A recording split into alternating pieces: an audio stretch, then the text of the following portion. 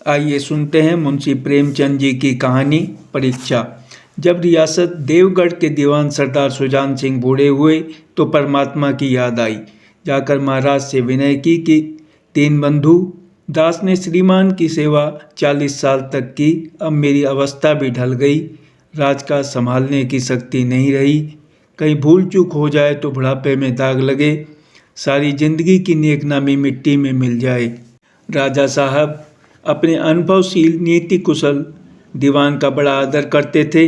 बहुत समझाया, लेकिन जब दीवान साहब ने न माना तो हार कर उसकी प्रार्थना स्वीकार कर ली, पर शर्त यह लगा दी कि रियासत के लिए नया दीवान आप ही को खोजना पड़ेगा। दूसरे दिन देश के प्रसिद्ध पत्रों में यह विज्ञापन निकला कि देवगढ़ के लिए एक सुयोग्य दीवान की ज़रूरत है। जो सज्जन अपने को इस पद के योग्य समझे वे वर्तमान सरदार सुजान सिंह की सेवा में उपस्थित हों। यह जरूरत नहीं है कि वे ग्रेजुएट हों, मगर हष्ट पुष्ट होना आवश्यक है। मंदाग्नि के मरीज को यहाँ तक कष्ट उठाने की कोई ज़रूरत नहीं। 1 महीने तक उम्मीदवारों के रहन सहन आचार विचार की देखभाल की जाएगी। विद्या का कम परंतु कर्तव्य का अधिक विचार किया जाएगा। जो महाशय इस परीक्षा में पूरी उतरेंगे वे उस उच्च पद पर सुशोभित होंगे। इस विज्ञापन ने सारे मुल्क में तहलका मचा दिया। ऐसा ऊंचा पद और किसी प्रकार की कैद नहीं, केवल नसीब का खेल है। सैकड़ों आदमी अपना अपना भाग्य परखने के लिए चल खड़े हुए। देवगढ़ में नए नए और रंग बिरंगे मनुष्य दिखाई देने लगे। प्रत्येक रेलगाड़ी से उम्मीदवारों का एक मेला सा उतरता। कोई पंजाब से चला आता था, कोई मद्रास से, कोई नए फैशन का प्रेमी, कोई पुरानी सादगी पर मिटा हुआ। पंडितों और मौलवियों को भी अपने अपने भाग्य की परीक्षा करने का अवसर मिला। बेचारे सनत के नाम पर रोया करते थे, यहाँ उसकी कोई ज़रूरत नहीं थी। रंगीन इमामे, चोगे और नाना प्रकार के अंग रखे और कंटोप देवगढ़ में अपनी सज धज दिखाने लगे, लेकिन सबसे विशेष संख्या ग्रेजुएटों की थी, क्योंकि सनत की कैद में न होने पर भी सनत से पर्दा तो ढका रहता है। सरदार सुजान सिंह ने इन महान भावों के आदर सत्कार का बड़ा अच्छा प्रबंध कर दिया था।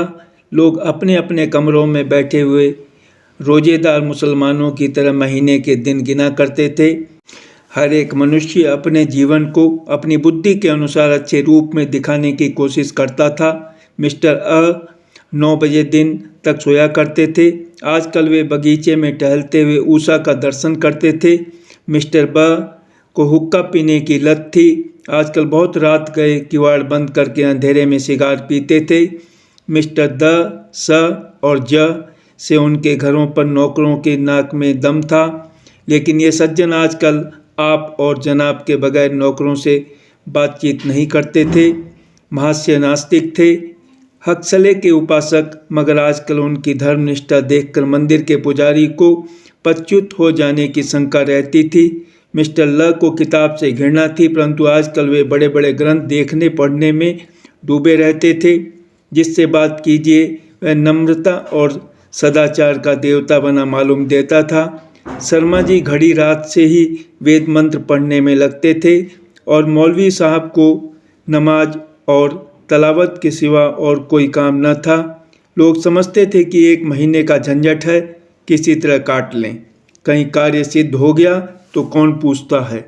लेकिन मनुष्यों का वह बूढ़ा जौहरी आड़ में बैठा हुआ देख रहा था कि इन बगलों में हंस कहाँ छिपा हुआ है। एक दिन नए फैशन वालों को सूझी कि आपस में हॉकी का खेल हो जाए। यह प्रस्ताव हॉकी के मंजे हुए खिलाड़ियों ने पेश किया। यह भी तो आखिर एक विद्या है, इसे क्यों छिपा रखें। संभव है कुछ हाथों की सफाई ही काम कर जाए। चलिए तय हो गया।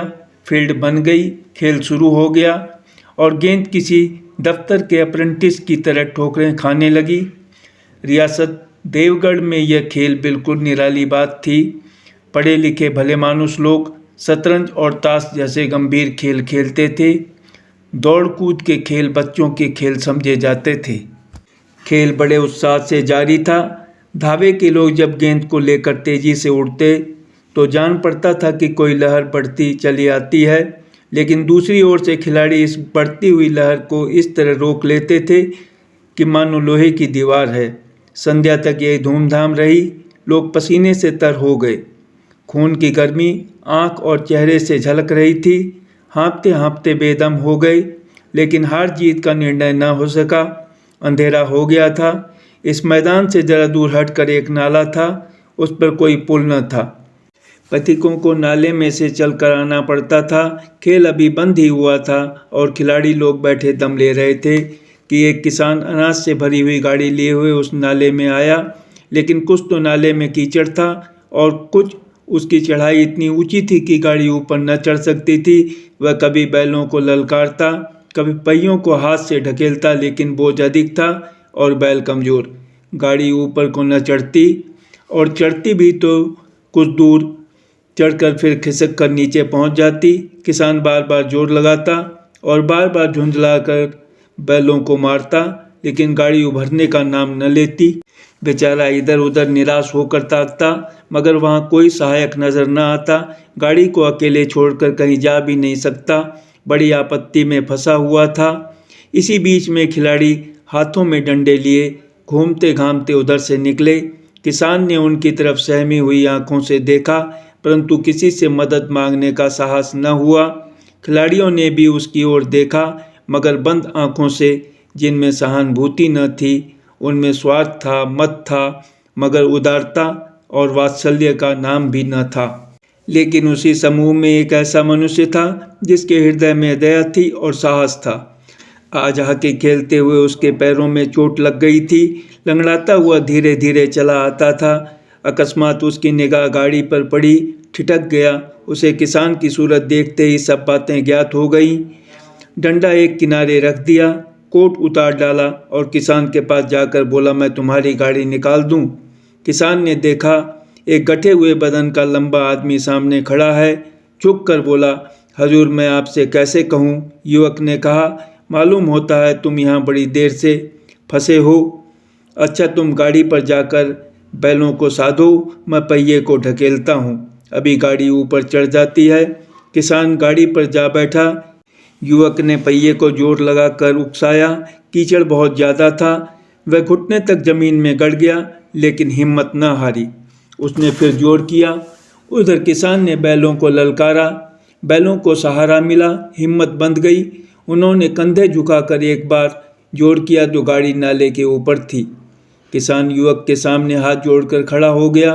बोला, महाराज आपने आज मुझे उबार लिया, नहीं तो सारी रात मुझे यहाँ बैठना पड़ता।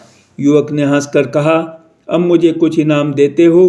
किसान ने गंभीर भाव से कहा, नारायण चाहेंगे तो दीवानी आपको ही मिलेगी। युवक ने किसान की तरफ गौर से देखा। उसके मन में एक संदेह हुआ, क्या यह सुजान सिंह तो नहीं है? आवाज़ मिलती है, चेहरा मोहरा भी वही। किसान ने भी उसकी ओर तीव्र दृष्टि से देखा। शायद उसके दिल में संदेह को भांप गया। मुस्कुराकर बोला, गहरे पानी में बैठने से ही मोती मिलता है। निदान महीना पूरा हुआ, चुनाव का दिन आ पहुंचा। उम्मीदवार लोग प्रातःकाल ही से अपनी किस्मतों का फैसला सुनने के लिए उत्सुक थे। दिन काटना पहाड़ हो गया। प्रत्येक के चेहरे पर आशा और निराशा के रंग आते थे। नहीं मालूम आज किसके नसीब जागेंगे, न जाने किस पर लक्ष्मी की कृपा दृष्टि होगी। संध्या समय राजा साहब का दरबार सजाया गया। शहर के रईस और धनाढ्य लोग, राज्य के कर्मचारी और दरबारी तथा दीवानी के उम्मीदवारों का समूह सब रंग बिरंगी सज धज बनाए दरबार में आ बिराजे। उम्मीदवारों के कलेजे धड़क रहे थे। जब सरदार सुजान सिंह ने खड़े होकर कहा, मेरे दीवानी के उम्मीदवार महाशयों, मैंने आप लोगों को जो कष्ट दिया है उसके लिए मुझे क्षमा कीजिए। इस पद के लिए ऐसे पुरुष की आवश्यकता थी जिसके हृदय में दया हो और साथ साथ आत्मबल। हृदय वह जो उदार हो, आत्मबल वह जो आपत्ति का वीरता के समान सामना करे। और इस रियासत के सौभाग्य से हमें ऐसा पुरुष मिल गया।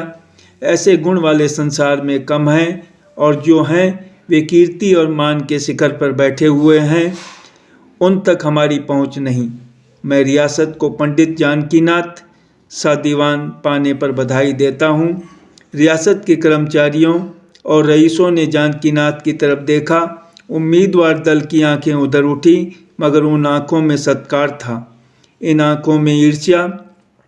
सरदार साहब ने फिर फरमाया, आप लोगों को यह स्वीकार करने में कोई आपत्ति न होगी कि जो पुरुष स्वयं जख्मी होकर भी एक गरीब किसान की भरी हुई गाड़ी को दलदल से निकालकर नाले के ऊपर चढ़ा दे, उसके हृदय में साहस, आत्मबल और उदारता का वास है। ऐसा आदमी गरीबों को कभी न सतावेगा। उसका संकल्प दृढ़ है जो उसके चित्त को स्थिर रखेगा। वह चाहे धोखा खा जाए परंतु दया और धर्म से कभी न हटेगा। धन्यवाद।